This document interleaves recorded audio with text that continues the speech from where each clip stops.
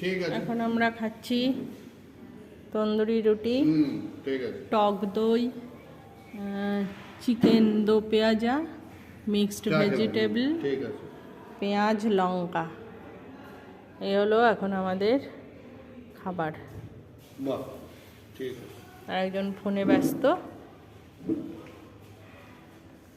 তোমার ওই পেটের কিছু একটা হচ্ছে, ওই ওষুধ আমাকে থেকে বলছে আমার রাইডের এফেক্ট পড়েছে, আমার নাকি চোখ মুখ ফুলে গেছে। আমাকে দেখা যাচ্ছে, দেখো তো। জানি না, আমি দেখতে পাচ্ছি না। ঠিক আছে। চলো এবার আমরা খাওয়া শুরু করি। আর একটা বাটি দিতে বলেছি দইয়ের জন্য। কিসের জন্য? দই একটা বাটিতে রয়েছে।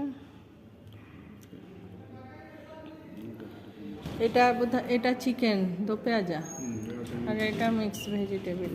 হ্যাঁ, একটা বাটি দেন।